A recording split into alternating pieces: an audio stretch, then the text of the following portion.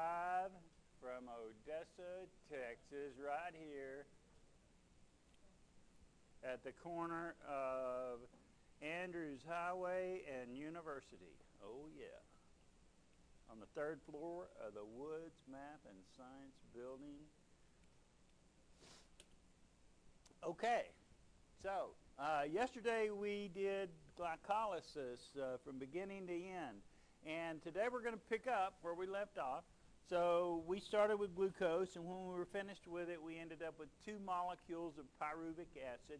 I did give you all of your products there, which were 2 molecules of pyruvic acid, also called pyruvate. And you did make 4 ATPs. You don't get to keep all 4 of them, because if you're going to do that process again, which you will, because you just do it over and over and over and over, you're going to use 2 of the 4 that you made. So you really only get to keep 2 of those ATPs.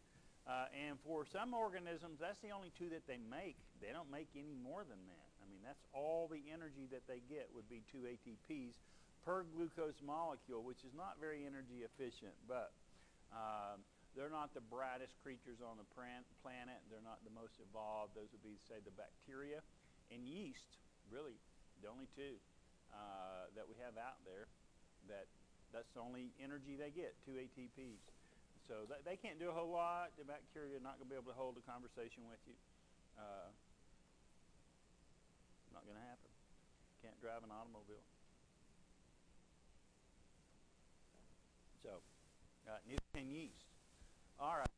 So and the other product that we got out, so we did produce at the end of that 2 pyruvates, or pyruvic acid, 2 net. So we gained 2 ATPs. You made 4, but you're going to use 2 to start that process again. So they call that a net gain of 2 ATPs. And then we did make 2 NADH2s. Remember, we want to put some hydrogens on carriers, because that's what we're after, a bunch of hydrogens eventually. Okay, so where we need to start would be where we ended up, which was the 2 pyruvic acids, or pyruvate, 2 pyruvates. Okay, well, pyruvic acid is an acid, and it's a very strong acid. And it's one of those things that we talked about, that if you produce a product and you continue to produce that product, it begins to build up within that cell, it will destroy the cell, because it's very acidic.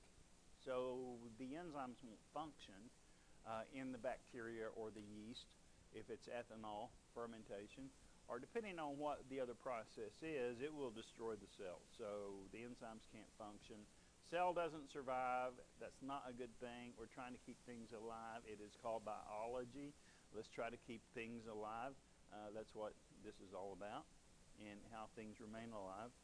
So we need to do something with pyruvic acid. So what we do with it is we do either A or B or C. There are actually 3 things you can do with pyruvic acid, depending on the cell, and also depending on the environment, meaning whether you have oxygen, you don't have oxygen. So basically, those 2 things, whether you have oxygen or not, and also what the cell happens to be. So the 3 things that we can do with pyruvic acid, I call these the 3 fates of pyruvate. You're welcome to use that. I came up with that on my own.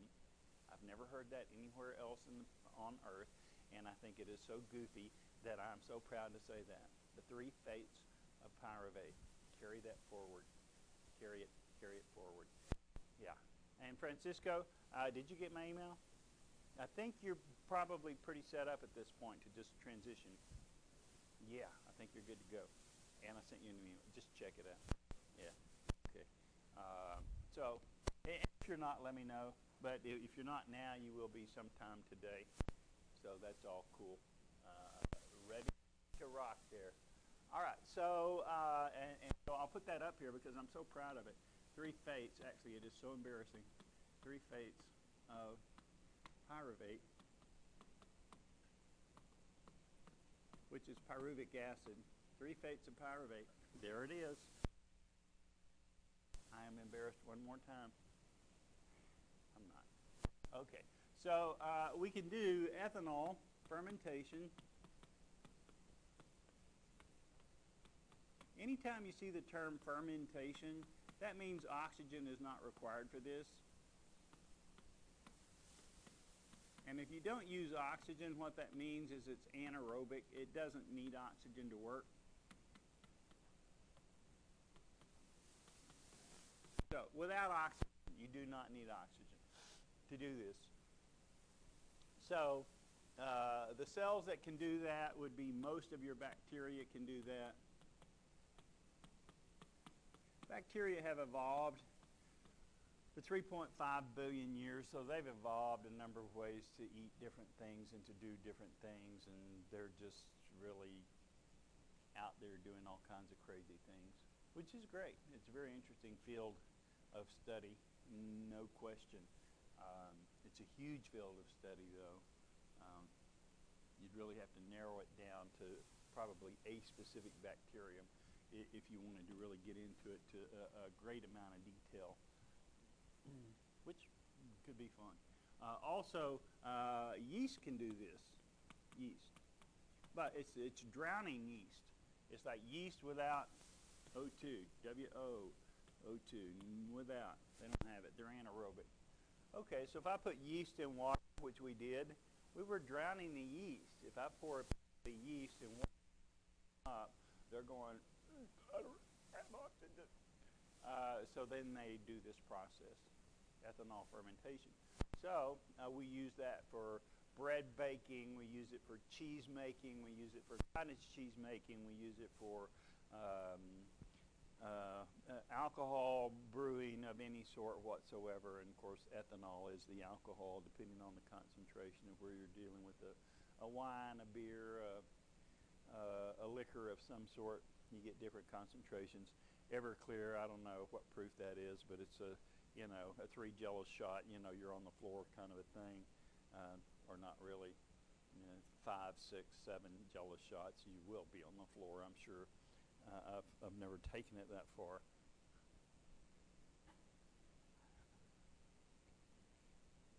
Okay, so ethanol, that's one fate. One thing we can do with the pyruvic acid, because this stuff is dangerous, it will kill a cell. The second thing we can do with that pyruvic acid is we can do what's called a lactic acid or a lactate. Lactic acid or lactate, there's just two ways to write that. Lactic acid, lactate. Boric acid, borate, sulfuric acid, sulfate. It's just another way to term an acid, and in an ATE ending, and it's an acid. All right, so anyway, lactic acid or lactate. Fermentation, again, I did write the word fermentation. Automatically, your brain should go to, well, that does not require oxygen. It's a fermentation process, so no O2 required. Anaerobic. Anaerobic. All right. And the cells that do that, that would be animal cells without oxygen.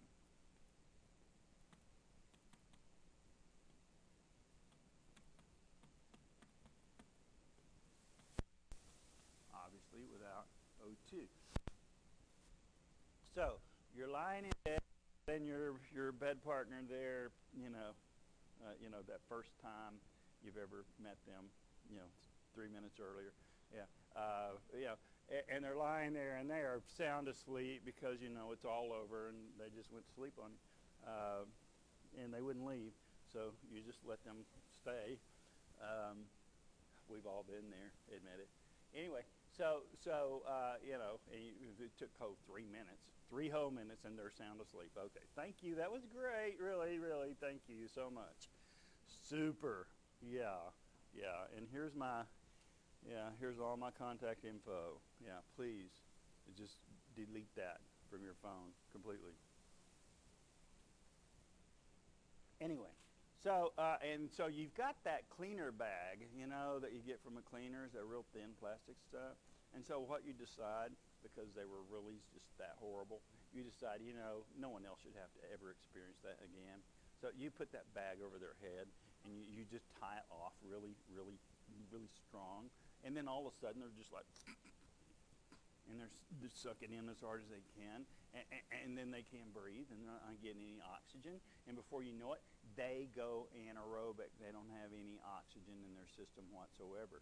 Well, all of the cells that they have will go through this process. It's called lactic acid fermentation. Now, if you're not a serial killer, then of course that wouldn't be something you would do. I don't know if you're out there. I'm just saying, you know, some people are, some people aren't. I'm not judging people. I don't know what's in your head at this point. I can't see. I have no clue. All right. So putting that aside, we'll just say that in the normal situation would be that, you know, you would be running around a track or you'll be lifting weights or something like that, and your muscle would run out of oxygen. That's typically where you would run out of oxygen most quickly, is in muscle.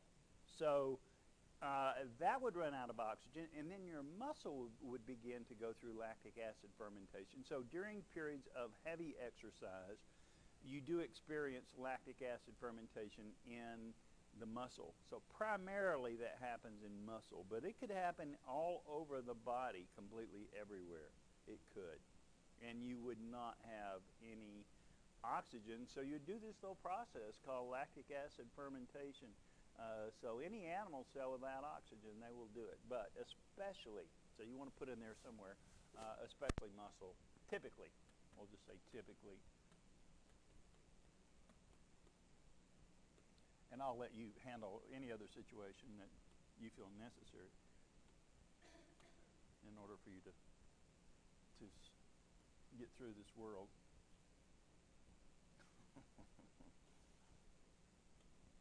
All right, typically muscle. All right, that's lactic acid fermentation. Now, as animals, animal kingdom, and I tend to think that's just not really correct. I think, you know, once you receive a soul, and I think, once at some point, you call it Adam, Eve, you know, whatever, then man received a soul, so he knew the difference between right and wrong.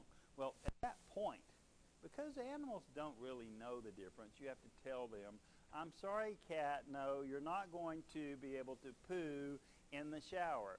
Pooing in the shower is something I really don't want you doing. So I'm going to stick your nose in the poo, I'm going to spank your ass, and I'm going to throw you in the cat box.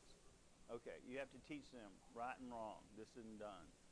They don't know. It's like, oh, look, shower. Hey, this is a good spot right here. They really don't know. Is she okay?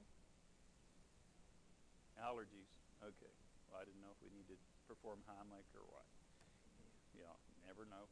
Okay, that makes me feel better. So once you receive the soul and you do know between right and wrong, then at that point, I don't really consider that we're really animals and we should be put into the kingdom or the domain, you know, human beings or something like that. But that's just my crazy way of thinking. I don't expect that's going to happen anytime soon unless I write a book. Okay, so but any animal cell, what it really wants to do is produce a lot more ATP than just the 2 ATPs that you get out of glycolysis. So both ethanol fermentation, you do glycolysis first, and we said that already. Before you do anything, any other process, you do glycolysis first. You'll make the 4 ATPs, you don't get to keep the 4.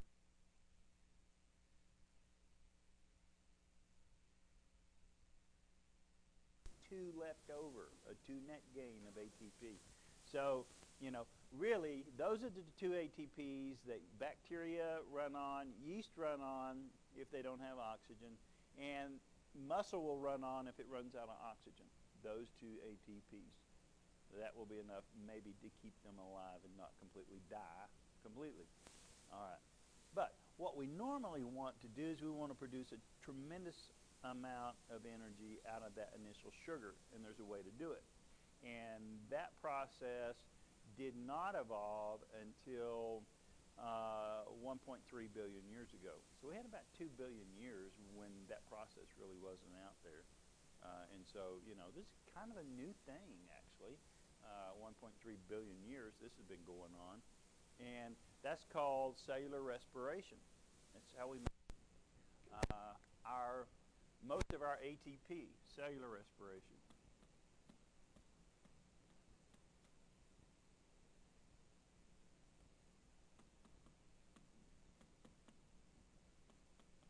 Okay, and what we can get out of that, now books will show this in different ways, but what we get out of this is really a grand total of,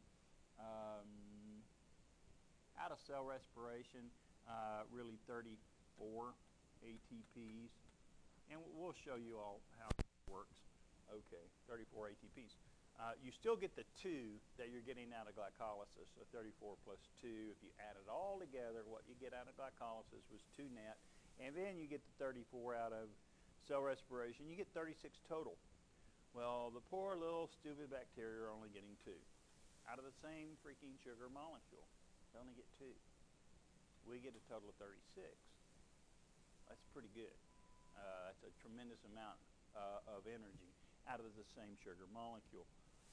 So these are the 3 things that we can do with that pyruvic acid once we've produced it. And we have to do something with it, because if we don't, it will kill that cell.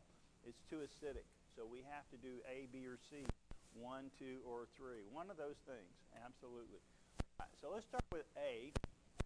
So, you know, at the end of glycolysis, we produced, I'm going to put glycolysis here. At the end of that, we produce 2 molecules of pyruvate. Now, I'll give you the formula for pyruvic acid. It's a 3,3H4O3. All right. Ta-da. There it is. All right. So, what we want to do with it is we want to take that, and we're also going to use the hydrogens. So we had, actually there are 2 of these, so I should put 2's in front of everything. 2 NADH2s. If you'll remember, in glycolysis we made 2 NADH2s. We're going to use them. Just go back to glycolysis. You'll see there are places where we made NAD. We put hydrogens on a carrier called NAD, and here they are. We're using them. And when we're finished with this, what we're going to create is 2 molecules of C2H5OH. That's ethanol.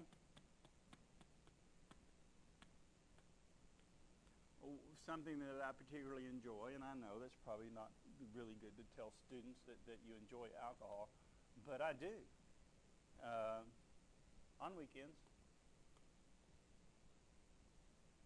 And I like a lot of it. I like to just get plastered. I think it's fun. Maybe that's wrong to tell students that, but I do. I just get totally blitzed. You know, it's a lot of fun. if you're with someone that you thoroughly enjoy and you both have been getting totally blitzed, then it's a lot of fun. Okay. So what does happen during this process is the CO2 will bubble out. And you're left with this ethanol. Well, okay, that's ethyl alcohol, so, you know, it's bottled and sold as vodka, beer, you name it. Or, you know, if you're baking bread, then it would vaporize, the ethanol would vaporize, and the CO2 would actually cause the bread to rise. That's what causes it to rise. Or you get holes in cheese, like Swiss cheese. That's where the carbon dioxide pockets happen to wind up. Now, of course, if you're eating like a Longhorn type of cheese, it's kind of orange and doesn't have pockets of carbon dioxide in it. You know, they've mixed it up so the CO2 goes out of it. So you've got a compact cheese, you know, and that's the difference. But it's made the same way. You basically take milk and make it ferment. It's not hard to make. Cheese is real easy to make. You can make it at home. Absolutely. The restaurant down there on the corner of Andrews Highway and where Kermit Highway meet, you know, there's kind of a little white thing right down there. They've got this funky little Lowe's store that's really weird if you go in it and you're not going, who are these people and where did they come from? And why am I in here? Y'all should go in there sometime just to experience that. Buy something, just a loaf of bread, you know, something innocuous, just to walk around, experience that some evening. You know, probably late would be best. I enjoy Odessa on many levels. Okay. Anyway, so that there's a Mexican restaurant there called Hacienda Vieja. They make their own cheese. They make a chili con queso that'll blow your head off. It's so good. It's absolutely amazing. And I don't know who owns it, don't know anything about it, other than they make this chili con queso that will blow your head off. It is that good. They make their own cheese. It is the real deal. You know, it didn't come out of a package, nothing. And I've made cheese before. It's not hard. You can do it in 15 minutes. Seriously, it's not a 10-day process. You just look up recipe. Cheese, you know, how to make cheese. Yeah. Just buy some milk. You got it. Not a hard thing. All right. Anyway, so, you know, depending on what we're fermenting, because this is a fermentation process. This isn't alcohol or ethanol fermentation is what we just did.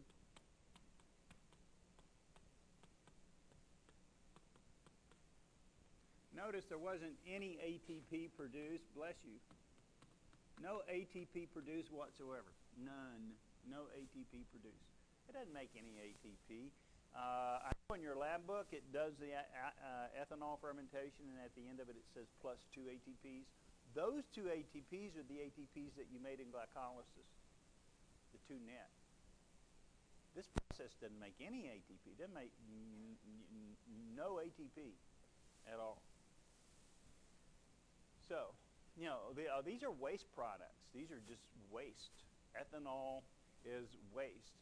It's like, you know, if you're drinking a beer, it's kind of yellowish. You know, you're drinking that. It's like yeast urine, right? I mean, seriously, it's yeast urine. It's just yeast waste. The yeast didn't use it. You're just, you know, you're just drinking that, going, tasty, tasty. It's just a waste product from the yeast. That's what that actually is. Anyway, so no ATP is produced. It's a simple one-step reaction. Basically, A and B becomes C and D. That's it. You know, pyruvate is the A, and your NADH2 is the B. So A plus B becomes C plus D. Carbon dioxide. That's all you've done. Pretty simple. Takes an enzyme to do all that, but nonetheless, and that's it. So the bacteria and yeast without oxygen. Yeast have the ability to live with oxygen or without it. So if they don't get oxygen, they can ferment. If they do get oxygen, then they do cell respiration, just like you and I do, cell respiration. A yeast is a fungus, and they're really interesting. Fungi are cool. I love to study fungus. Okay, so that's an ethanol fermentation. The other thing is, again, if we go through glycolysis and produce 2 molecules of pyruvic acid, pyruvate, I'll just put pyruvic acid, same difference. So we got C3H4O3, and of course we made 2 of those pyruvates. And we're also going to use our hydrogens, NADH2s. And when we're finished with it, we have produced 2 molecules of C3H6O3. That's called lactic acid. Well, and we also did just release the NAD. I mean, the NAD doesn't have the hydrogen, so, and I better put 2's in front, yeah. 2 NADs. They just don't have the hydrogens on them anymore. We dropped the hydrogen. This is H4. This is H6. Those 2 are hydrogens. We have C4. This is H6. The 2 extra hydrogens came from right here. That's it. The difference doing this, and again, this happens in muscles typically. If you're under an anaerobic situation in those muscles, your strenuous exercise, you know, plastic bag over the head event, those kinds of things. But oh, it's lactic acid. There we go.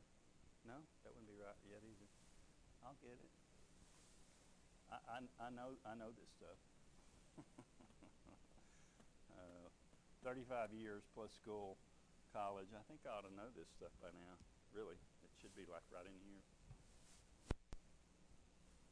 Lactic acid. People are like, aren't you going to read that chapter before you do that lecture? Well, no. No, I'm not. Anyway, lactic acid. All right. So, and that burns the muscle. You've all done strenuous exercise, and the next morning you're like, okay, that hurts to walk, and eventually everything becomes okay because this is stored energy. Because what our cells really want to do, even our muscle cells, you did strenuous exercise, they became oxygen poor, and therefore they went from pyruvic acid over here to lactic acid. And the lactic acid damaged the cell to a certain point. We can repair the cell. That's not hard. Cells repair. And we've got the ability to do that. But so if we have oxygen in our muscles, we'll run it, the arrow to the right. Once we do, sit down finally, and if you've done strenuous exercise, there is a point at which you reach the period of fatigue, and at that time, you just have to sit down and just go, breathe real hard. You're trying to get some oxygen, and you're trying to get it into your blood, so it'll leave your blood.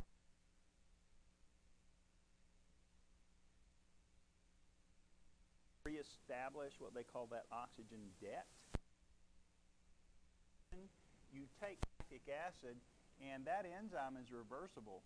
So with oxygen, you take the lactic acid and you go the other direction with it. You make the NADH2, you make the pyruvate, and then you pull that into the third fate of pyruvate. So this is, of course, the lactic acid fermentation right here. All right, the second fate of pyruvate. Okay, and then we go into the third fate of pyruvate, which is going to be cellular respiration.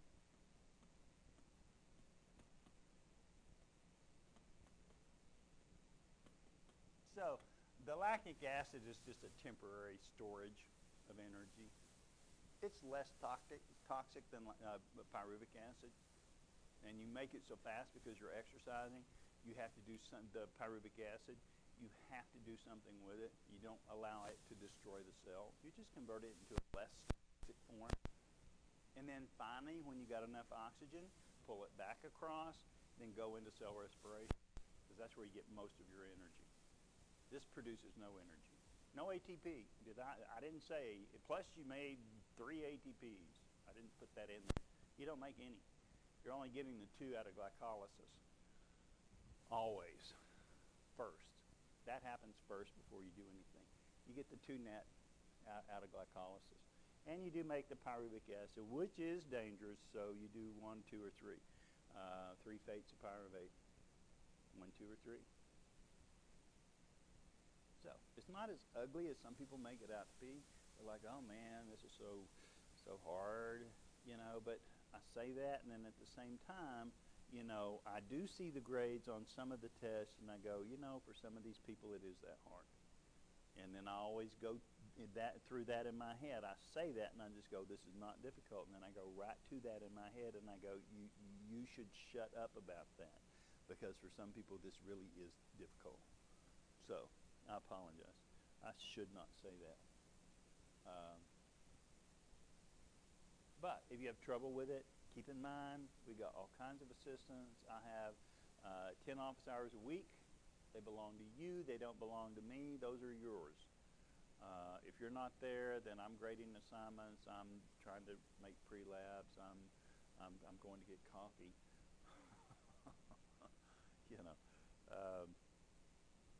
I have plenty to do, like you do, in an 8-week semester to try to make all this work.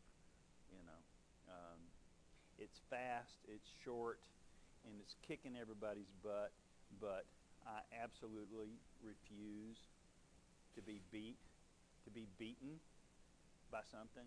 I'm not going to be beaten. I'm going to come out. I will win at this, and I hope you have the same attitude. You know, I'm not going to be a loser. I'm not going to be the loser. And that's just me personally. That's just me. This is who I am. I'm telling you, I am not a loser. Um, you know, I've done too much in my life for me to even think that they could possibly hand me something that I could not come out on top of that thing. It's like, watch me. You know, it may absolutely kick my ass in the process, but I don't care. I'm going to win at this. I will. You know, I just will. And I'm just built that way. Some people are, some people aren't. I understand. People are different. And I, you know, um, it's true. Because people say, Steve, this is Steve, this is me. Steve, me. Hello. We're not the same people. Because I always think everybody should approach things like I do, but they don't. And I'm sure, you know, I mean, there are things that you do that if I really examined it, I should go, you know, I really should approach it that way. Probably should, you know. Like everybody has a gift, a talent, and, you know, if you tap into all of those different things, you know, the person that you could be. That's why I think it's so cool to get to know so many people. I love that so much. Different walks of life, different cultures, different, you know, I love that because you learn something from every person you come into contact with, something, you know, and if you're not tapping into that, then I think you're missing out on something because you can learn from everybody, absolutely. Anyway, let's go into the big kahuna. It's called cellular respiration. Big kahuna, the big thing. All right, so we go through, so we're talking about cell respiration.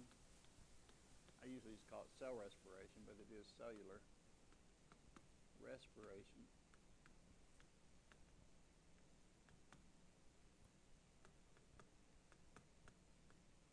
So that's the way this thing is going to work. We're going to do glycolysis, and you have as much of it as you need to know. We did that. At the end of it, I made 2 pyruvic acids, pyruvates.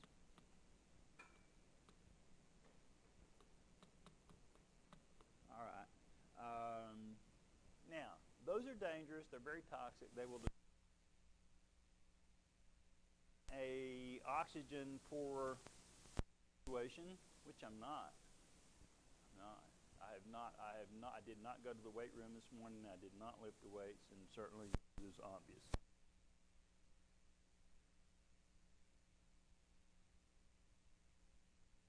To do, and I will. I will. You will too. I will help you get there. We have tutors. We have me. We have, you know, we will get you help. We will. Okay. So what we want to do with that, and this is actually inside the cell. I mean, this is all happening inside the cell. This isn't just like some imaginary thing out in Earth. It's happening in the cell over here. All right, so this is a plasma membrane, okay, of that cell. And this glycolysis went on because we introduced glucose. We went through all that. Now, at this point, what I really want to do with that pyruvic acid is I want to bring it into the mitochondrion because this is where the cell respiration will occur. So this thing to me looks like a peanut. And it's got an inside membrane called an inner membrane, and it's got an outermost membrane, which is called an outer membrane. So here's the outer. Sometimes they call it an envelope. They use envelope a lot. Just the new terminology. And this is the inner envelope. Membrane, envelope, whichever you choose. I can adjust. All right. So, and again, one more time, pyruvic acid is C3H4O3. Now, because everything happens 2 times, I'm not going to start writing 2 after everything. So I'm just going to say everything past this line happens 2 times. That way I don't have to put 2's in front of everything, right? We got 2 pyruvates. It happens with one of them, and then it'll happen with the next one. It's very important. If you don't get this right now, then you'll be going, where did he get all these things? Where did he get all those numbers? I don't see where this came from. It's because, yeah, you didn't pick up on this.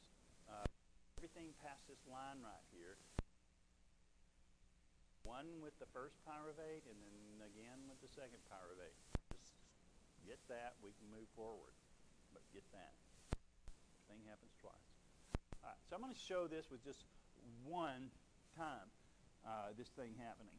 Okay, so we're going to take this molecule right here, and I'm going to pull it all the way to the interior of the inner membrane. But on the way in, a couple of things will happen to it. On the way in, it will lose the CO2. That'll eventually go into your blood. It'll travel to your lungs, and you'll exhale it. It's 1/3 of all the carbon dioxide you produce. Comes right out of that little reaction right there. 1/3. You exhale a whole bunch all day long. Inhale, exhale, inhale, exhale. Every time you're exhaling, 1/3 of all the CO2 is coming from that point right there. That's where it comes from. Okay. And then the other thing that's going to happen is we're going to take some hydrogens. So I'm going to take an NAD, and I'm going to put some hydrogens on it. So now it's going to be Na. Remember, we want these hydrogens. We're hydrogen powered. That's the big thing. That's what we're after. We're after hydrogens. And now I've made NADH2. Okay. So that set of reactions from here all the way to there, this has a name. It's called the preparatory or preparatory. That's how I know to spell it. Preparatory reaction has a name. Preparatory reaction.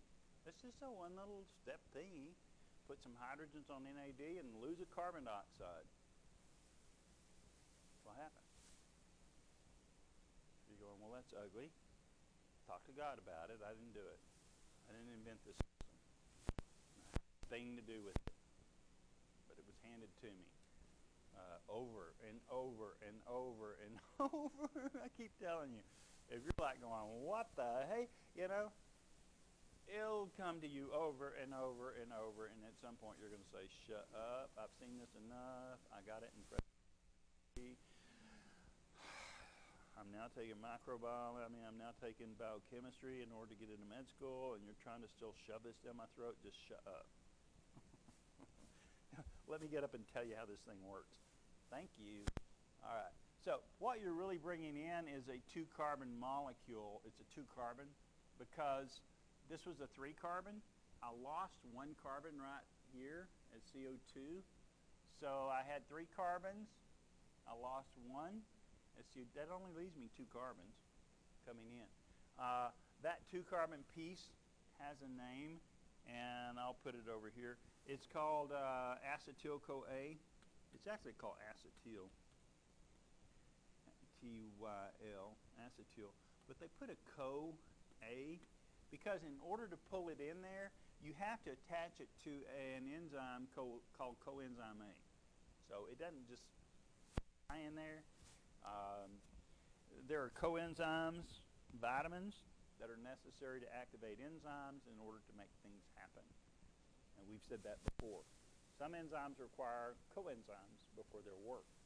The enzyme that will make all of this work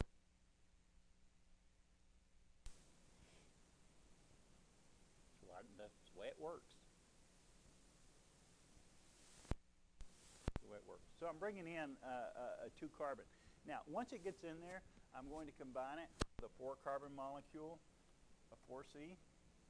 Well, that's going to give me a 6C molecule, a 6-carbon molecule. That 6-carbon molecule also has a name. This 6-carbon molecule is what we call citric acid. Now, they put citric acid in hard candies like Skittles and Jolly Ranchers, one of my favorites, Jolly Ranchers. I mean, could the world be anywhere near good without Jolly Ranchers? You know, if Jolly Rancher were to die and go away, then I don't know, I'd just crumble. Like what? I can't get my sour apple anymore. I need the green ones. Just the green ones. I only want the green ones. Thank you. You can take all the others. Just, I don't care. I got to have my green Jolly Ranchers. Thank you. That makes life worth living. That and a few other things. That ethanol fermentation, I think, is pretty important too.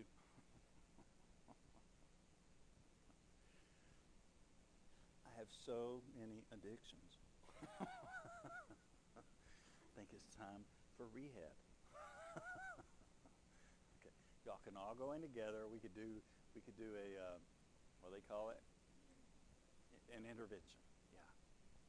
Keep the Jolly Ranchers away. A Jolly Rancher detox. Okay, all right. Oh. Okay, so I made a 6-carbon molecule called citric acid. Now, we're going to lose a carbon, and it's going to become a 5-carbon.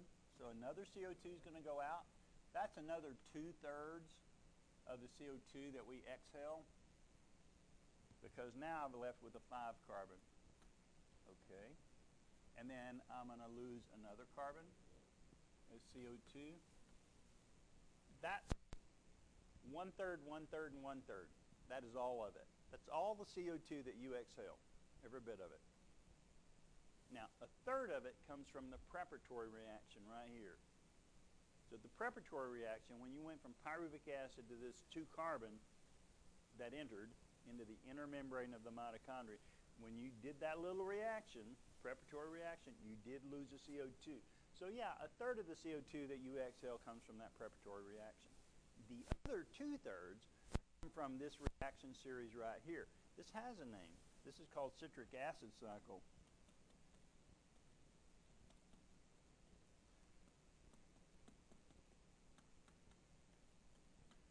A good many of your series of reactions, A to B to C to D, whatever, they're named after the very first stable compound.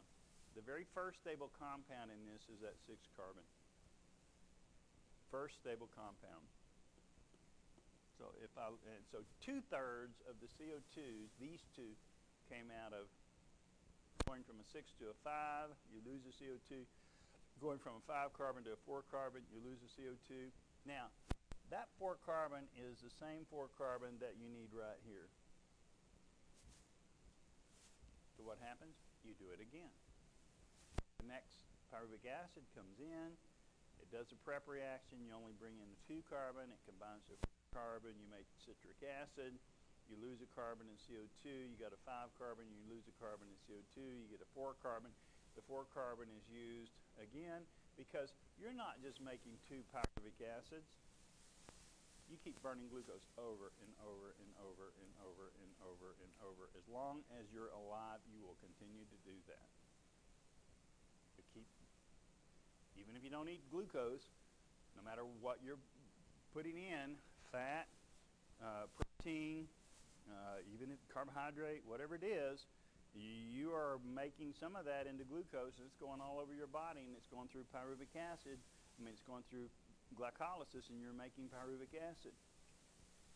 Depending on who you are, what cell you are, and whether you have oxygen or not, you're going to do one of 3 things.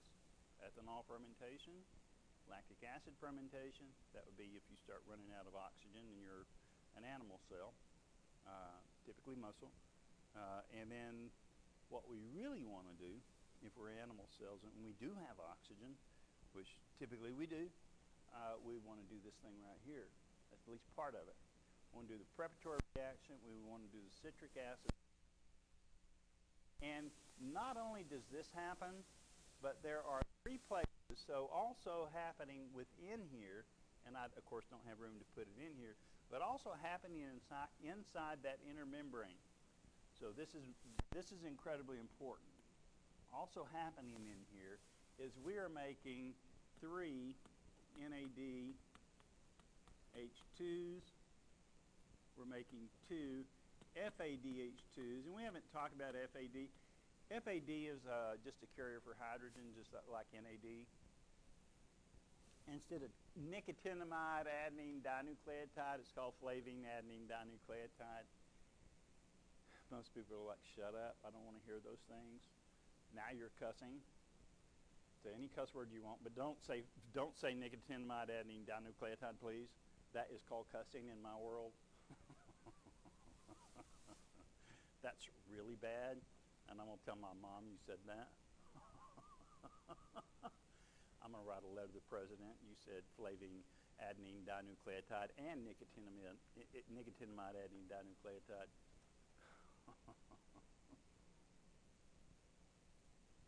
We'll see what he has to say about that. All right. And one other thing, we make 1 ATP. This is per pyruvate. Keep in mind, this is for each pyruvate. What did I say originally? I said we're doing everything below this line 2 times. Why? Because you just don't make 1 pyruvate, you make 2 of them. You do all this twice. You do it all twice. So, we do this with 1 pyruvate, we make 3 NADH2s, 2 FADH2s, and 1 ATP. Then we do it with the second pyruvate. You make 3 more NADH2s, 2 more FADH2s, 1 more ATP. You're producing your CO2. Go through this whole thing. All right. So that's called citric acid cycle. It also has another name. You can also call it Krebs cycle, named after Hans Krebs. I know. Isn't that perfect? If your last name was Krebs, wouldn't your first name be Hans? I mean, of any name ever, be like, well, yeah. What are you going to name him? Well, what do you think, Nurse Ratchet? She goes, well, Hans, of course, you know. And she goes, yeah, okay. That's what I was thinking, Hans Krebs.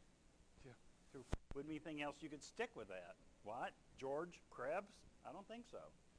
Billy Krebs? No. Hans. It's perfect. Absolutely. Okay, we got one more minor detail, because we haven't really made all of our ATP yet. We haven't really talked about how that happens. What we have done, I want to show you, we keep putting hydrogens on NADs. This is what we keep doing. All right. So, you know, in glycolysis, I made 2 NADH2s. I made some NADs right there. In glycolysis, I made some NAD right here. I made NAD H2 right here. I made FAD right here. So I put a bunch of hydrogens on some carriers. The very last thing to do with this, and you already know the end of the story, we're going to take hydrogen, and it only has 2 particles. It's only 2 things. Hydrogen equals 1 positive particle and 1 negative particle. That's it. I want to separate the 2. And with all of these hydrogens that I collect, I'm going to put my protons over here, my electrons over here, and at some point, I'm going to slam those babies back together. They're going to come back together, and when I put my proton and electron back together, that's like blowing the head off of a park ranger.